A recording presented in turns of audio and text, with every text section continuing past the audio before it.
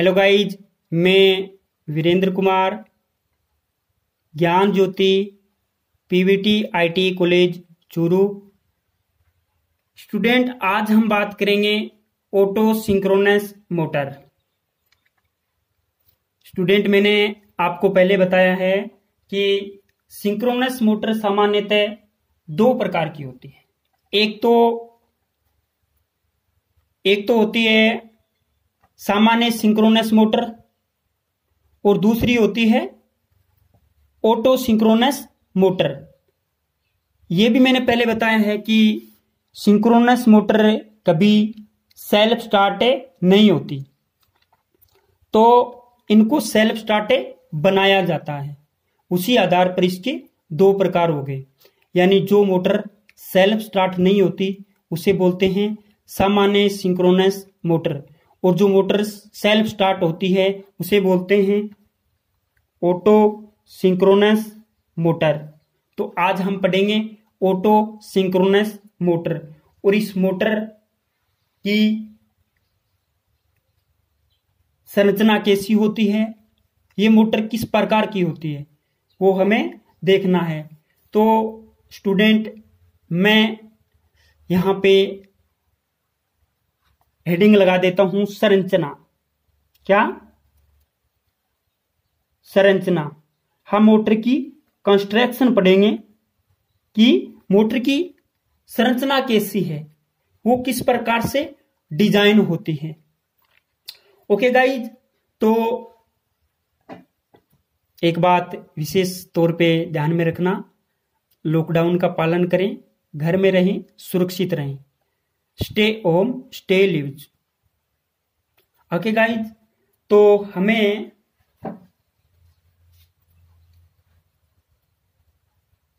मैं आपको ये भी बता देना चाहता हूं कि हम यहां पे संरचना पढ़ेंगे, ठीक है, construction.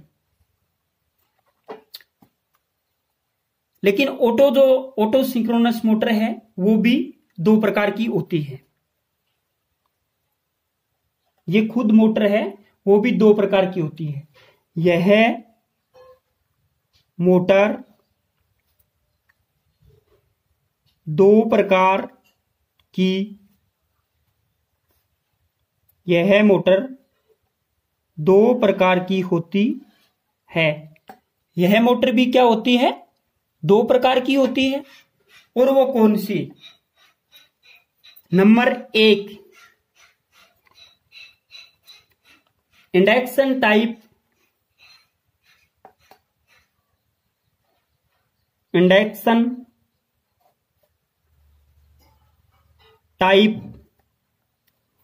Auto synchronous motor.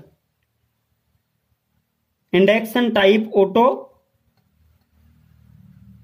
Synchronous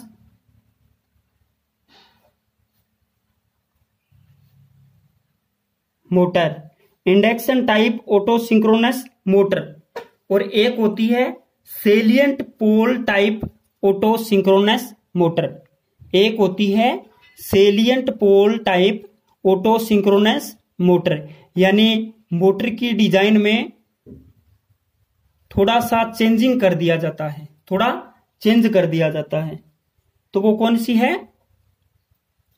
salient pole type auto synchronous motor. लेकिन आज हम संरचना किसकी पढ़ रहे हैं? Induction type auto synchronous motor की। तो यहां पे मैं सबसे पहले इसका डायग्राम बना देता हूं। इस मोटर का डायग्राम में बना देता हूं।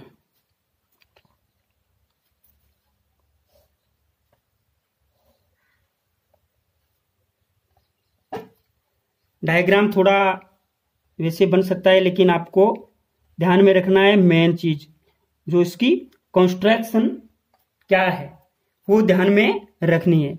ये गाइज शाफ्ट है, मोटर की शाफ्ट है। और ये शाफ्ट क्या है, ये मैंने डैश डैश शो किया है, ये अंदर भी है, मोटर के बीचों बीच है। ओके, और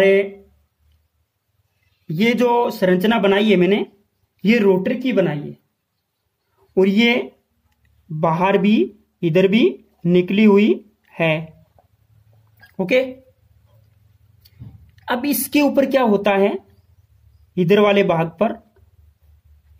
भाग पे गाइज होती हैं 3 स्लिप रिंग। ये क्या है, 3 स्लिप रिंग, और ये किसकी बनी हुई होती हैं, ये फॉस्फोर ब्रोंज की बनी हुई होती हैं। ओके गाइज, ये हमारा रहेगा रोटर, ROTOR, रोटर। और अगर कनेक्शन की बात करें तो इस मोटर में 3 कनेक्शन होते हैं, 1 2 3 कनेक्शन इस मोटर में होते हैं,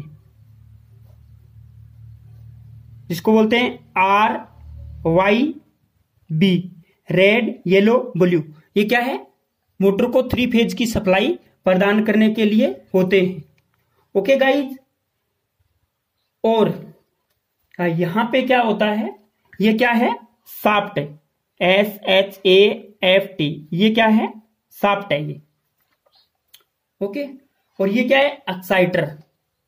यहां पे ये एक छोटा, यानी हमने एक्साइटर के बारे में पहले पढ़ा है, ये एक छोटा DC शंट या कंपाउंड जनरेटर होता है, जो क्या करता है, 110 वोल्टेज से 250 वोल्टेज तक उत्पन्न करता है, और इसको बोलते हैं एक्साइटर। अगर वो शाफ्ट के ऊपर स्थापित है तो उसे बोलते हैं E अक्ष C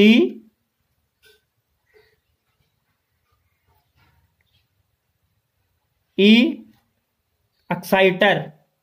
ये क्या है, एक्साइटर। जो भी है गाइज, ये क्या है, एक्साइटर हो सकता है, इंग्लिश वाली इस स्पेलिंग में दिक्कत हो सकती है, लेकिन ये क्या है, एक्साइटर। और इसके 2 टर्मिनल होते हैं, एक प्लस का और एक माइनस का, एक प्लस का एक माइनस का, 2 टर्मिनल इसके होते हैं। ओके गाइज, और यहां पे एक होता है स्विच। यहां पे क्या होता है, एक स्विच होता है, 1 2 3, यहां पे एक स्विच होता है, और यहां पे ये आगे भी यहां पे इस प्रकार का एक स्विच है। तो क्या होता है, मैं इस स्विच में कनेक्शन कर देता हूं, पहला कर दिया, दूसरा कर दिया, और तीसरा क्या करूंगा, यहां से करूंगा, तीसरा भी मैंने कर दिया। ओके गाइज, और यहां पे क्या होता है, एक हैंडल होता है, क्या होता है, हैंडल होता है, और ये स्लिप रिंग से कनेक्शन मैंने जोड़ दिए। ये पहला गया, ये इधर दूसरा गया, और ये क्या गया, ये तीसरा गया। ओके, और यहां पे क्या होता है,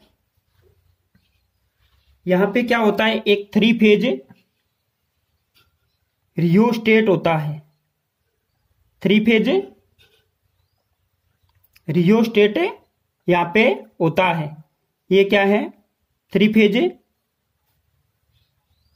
ये रियोस्टेट है 3 फेज, ये 3 फेज रियोस्टेट, यानी परिवर्तनीय प्रतिरोध, ये 3 फेज रियोस्टेट है। इसका पहला कनेक्शन हो गया यहां पे, और दूसरा कनेक्शन हो गया यहां पे, और गाइज तीसरा कनेक्शन हो गया यहां पे। ओके, ये इसे ऐसे जुड़े हुए होते हैं। ये क्या है, मैं इनका नाम लिख सकता हूं, ये क्या है, 3 फेज रियोस्टेट, STATE। एक बात बताना चाहता हूं गाइज कि आपके इस प्रकार के वर्ड ही काम में आते हैं। तो जो स्टूडेंट थोड़े से वीक हैं उनसे मेरा निवेदन है कि वो घबराएं नहीं। इस प्रकार का डायग्राम रहेगा induction type auto synchronous motor का।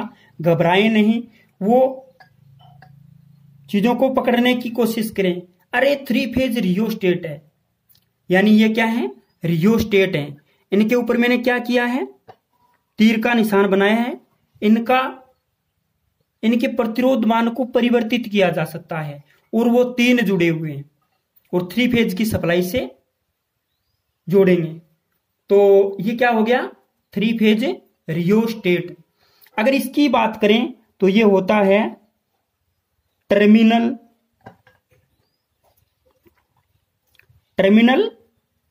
बॉक्स। ये होता है टर्मिनल बॉक्स, ओके। और ये रोटर है, ये क्या है, रोटर। मैं यहां पे लिख भी देता हूं ऊपर हिंदी में, ये क्या है, रोटर। ये जो आपको दिख रहा है शाफ्ट, ये रोटर है। रोटर के ऊपर स्टेटर होता है और स्टेटर के ऊपर टर्मिनल बॉक्स होते हैं, ओके गाइस। तो हमने ये पढ़ लिया, मैंने लिख भी दिया induction type auto synchronous motor और डायग्राम बना दिया। हम इन के बारे में पॉइंट टू पॉइंट पढ़ेंगे, पॉइंट टू पॉइंट हमें पढ़ेंगे। तो हम पहला पॉइंट पढ़ते हैं यहां पे। Induction type auto synchronous motor की induction type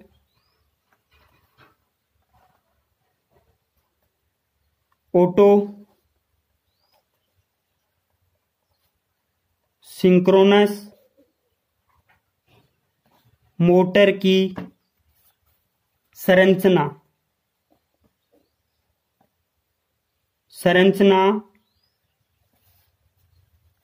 sleep ring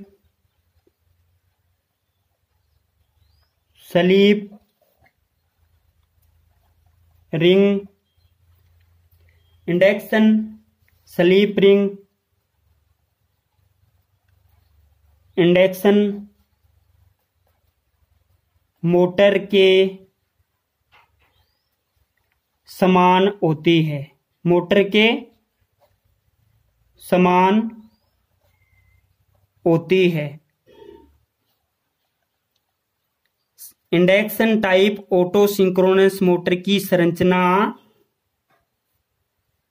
sleep ring induction motor के समान होती है। दूसरा पॉइंट, इस मोटर की दूसरी तरफ, इस मोटर की दूसरी तरफ, यानी एक तरफ तो क्या होता है, 3 स्लीप रिंग लगी हुई होती हैं और दूसरी तरफ क्या होता है, एक्साइटर। दूसरी तरफ एक्साइटर स्थापित किया जाता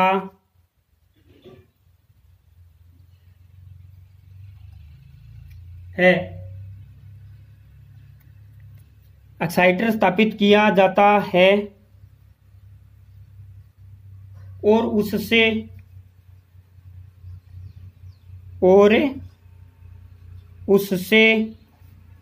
डीसी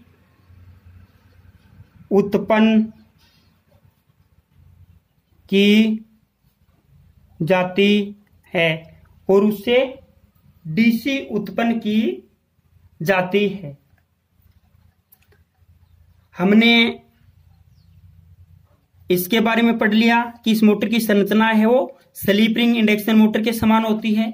इधर के बारे में पढ़ लिया कि इस मोटर की दूसरी तरफ एक्साइटर स्थापित किया जाता है और उससे डीसी उत्पन्न की जाती है। हम इस चीज के बारे में पढ़ते हैं। तीसरा पॉइंट, और यही मेन है, सर्वप्रथम रोटर वाइंडिंग को सर्वप्रथम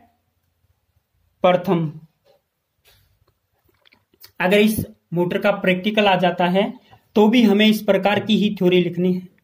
खाली वो लिख देना है कंस्ट्रक्शन, विभिन्न प्रकार के औजार, कार्य विधि, परिणाम, सुरक्षा सावधानियां और दिशा निर्देश, इस प्रकार के टॉपिक के बीच में लगा देने हैं। तो सर्वप्रथम मोटर वाइंडिंग को सर्वप्रथम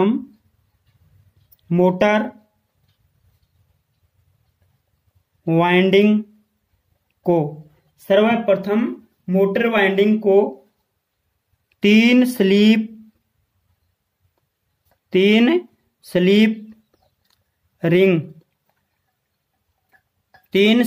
रिंग की सहायता से एक चेंज ओवर, तीन स्लीप रिंग की सहायता से एक चेंज ओवर स्विच, एक चेंज ओवर स्विच के द्वारा, एक चेंज ओवर स्विच के द्वारा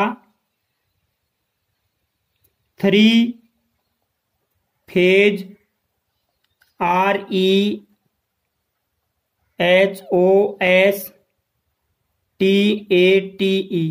रियोस्टेट।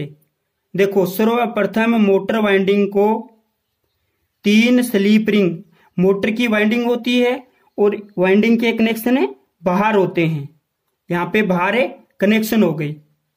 ये देखो ये 3 फेज की वाइंडिंग है और इस मोटर के स्टेटर में 120 डिग्री के कलांतर पर 3 फेज की वाइंडिंग होती है और उन तीनों वाइंडिंग के कनेक्शन है यहाँ पे तीन स्लीप रिंग पर ला करके छोड़ देते हैं।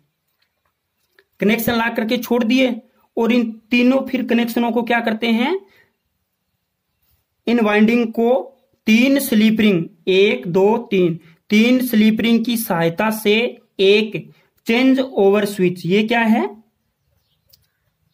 ये क्या है, change over switch, change over switch के द्वारा 3 फेज रियोस्टेट, 3 फेज रियोस्टेट से 3 फेज रियोस्टेट से जोड़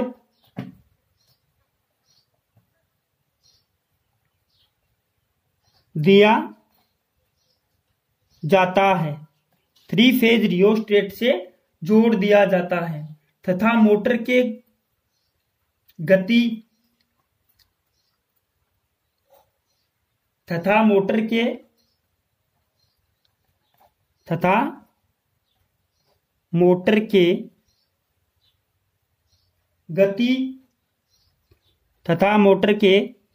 गति पकड़ लेने के पश्चात तथा मोटर के गति पकड़ लेने के पश्चात रोटर वाइंडिंग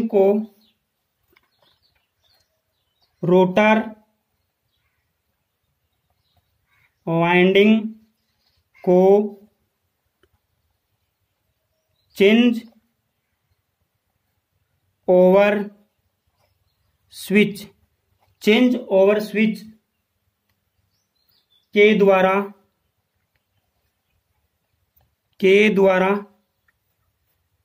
डीसी स्रोत, चेंज ओवर स्विच के द्वारा डीसी स्रोत, ये क्या है, डीसी स्रोत है, एक्साइटर, डीसी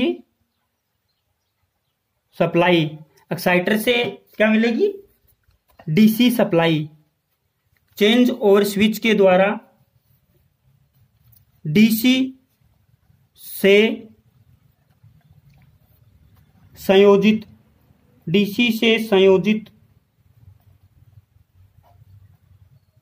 कर दिया जाता है, डीसी से संयोजित कर दिया जाता है। ओके गाइज, हम आगे पढ़ेंगे ऑटो सिंक्रोनस मोटर की विशेषता कि इस मोटर की विशेषता क्या होती है। हमने ए नंबर पॉइंट में पढ़ी इसकी संरचना, हम बी नंबर पॉइंट में पढ़ेंगे विशेषताएं।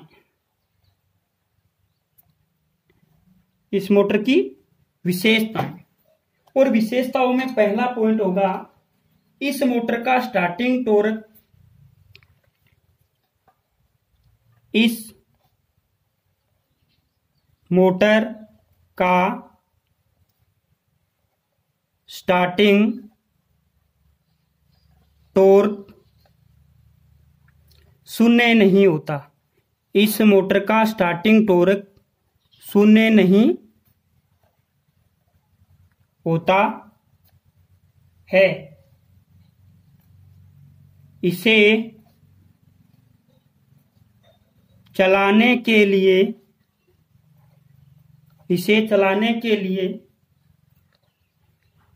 प्राइम मूवर की आवश्यकता, इसे चलाने के लिए प्राइम मूवर की आवश्यकता भी नहीं होती है। इस मोटर का स्टार्टिंग टॉर्क शून्य नहीं होता है। इसे चलाने के लिए प्राइम मूवर की आवश्यकता भी नहीं होती है। मेरा कहने का मतलब है कि ये ऑटो सिंक्रोनस मोटर है, क्योंकि इस मोटर का स्टार्टिंग टॉर्क शून्य नहीं होता। ओके गाइस, दूसरा पॉइंट पढ़ेंगे हम,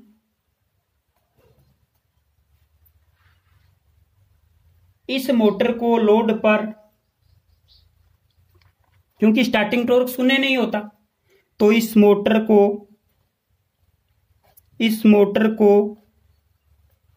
लोड पर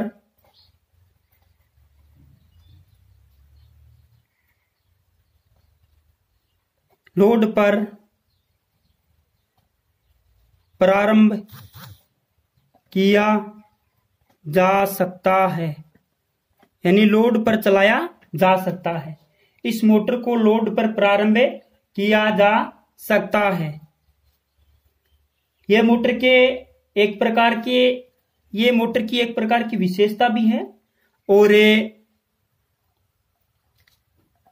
मोटर के एक प्रकार के लाभ भी हैं, यानी प्रॉफिट, क्योंकि इस मोटर में प्राइम मूवर की आवश्यकता नहीं होती तो खर्चा बच जाता है, तो ये लाभ है। और इस मोटर को लोड पर प्रारंभ किया जा सकता है, तो ये भी फायदा है।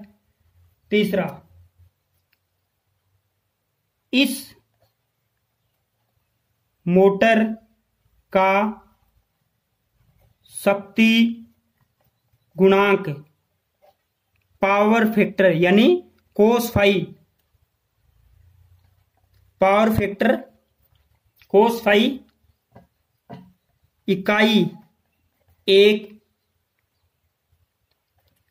होता है। ये एक सबसे बड़ी विशेषता है इस मोटर की, कि इस मोटर का पावर फैक्टर इकाई होता है, और पावर फैक्टर का अधिकतम मान 1 ही होता है। और स्टूडेंट बता देना चाहता हूं कि पावर फैक्टर का कोई मात्रक नहीं होता, पावर फैक्टर का कोई मात्रक नहीं होता। हम इसका चौथा पॉइंट पढ़ते हैं, पॉइंट नंबर 4। इस मोटर में एक 3 फेज, ये देखो 3 फेज, इस मोटर में एक 3 phase rheostat, STATE 3 phase rheostat तथा एक चेंज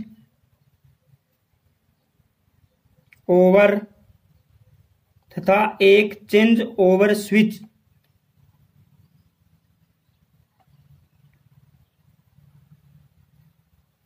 लगाया जाता है। इस मोटर में एक 3 फेज रियोस्टेट और एक चेंज ओवर स्विच। ये क्या है? चेंज ओवर स्विच लगाया जाता है। ओके गाइज, आगे हम पढ़ेंगे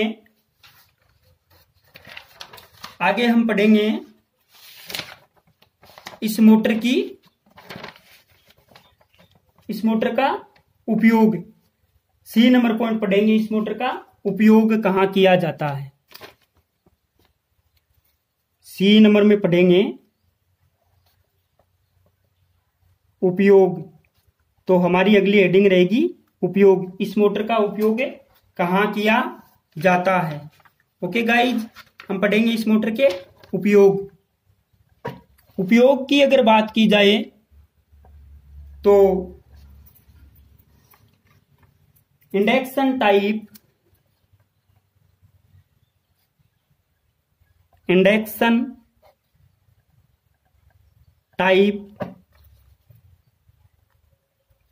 auto synchronous motor. Induction type auto synchronous motor का उपयोग, induction type auto synchronous motor का उपयोग सीमेंट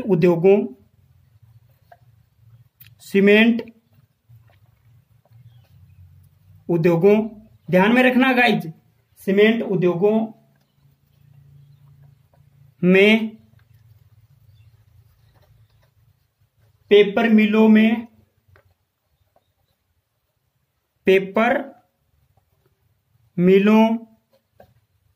में यानी जहां पे पेपर तैयार किए जाते हैं, पेपर मिलों में भारी लोड पर, पेपर मिलों में भारी यानी अधिक भारी लोड पर यांत्रिक ऊर्जा प्रदान करने के लिए, भारी लोड पर यांत्रिक ऊर्जा प्रदान, क्योंकि मोटर का काम तो क्या होता है? यांत्रिक ऊर्जा प्रदान करना। और जनरेटर और अल्टरनेटर का काम क्या होता है? विद्युत वाहक बल उत्पन्न करना। अगर जनरेटर है तो वो डीसी विद्युत वाहक बल उत्पन्न करेगा, और अल्टरनेटर है तो वो एसी विद्युत वाहक बल उत्पन्न करेगा। और जनरेटर और अल्टरनेटर की संरचना है वो बिल्कुल अलग होती है। और मोटर का काम क्या होता है? यांत्रिक ऊर्जा प्रदान करना। तो induction type auto synchronous motor का उपयोग सीमेंट उद्योगों में, पेपर मिलों में भारी लोड पर यांत्रिक ऊर्जा प्रदान करने के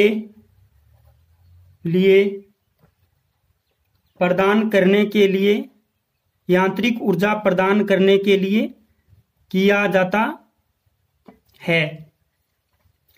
induction type auto synchronous motor का उपयोग सीमेंट उद्योगों में, पेपर मिलों में भारी लोड पर यांत्रिक ऊर्जा प्रदान करने के लिए किया जाता है। ओके गाइज, तो आज के लिए इतना ही। ये पॉइंट आप पे 4 पॉइंट हैं, इसको ध्यान में रखिएगा। नंबर 1, इस मोटर का स्टार्टिंग टॉर्क शून्य नहीं होता।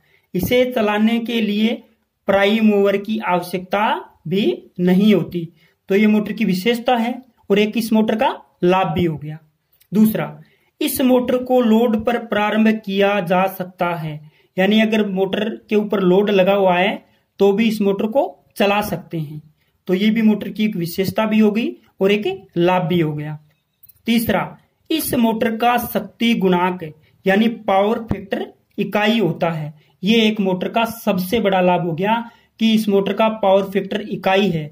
अगर किसी मोटर का पावर फैक्टर इकाई होता है तो उसमें ऊर्जा की हानि सबसे कम होती है, यानी ये मोटर चलते समय विद्युत की खपत बहुत कम करेगी।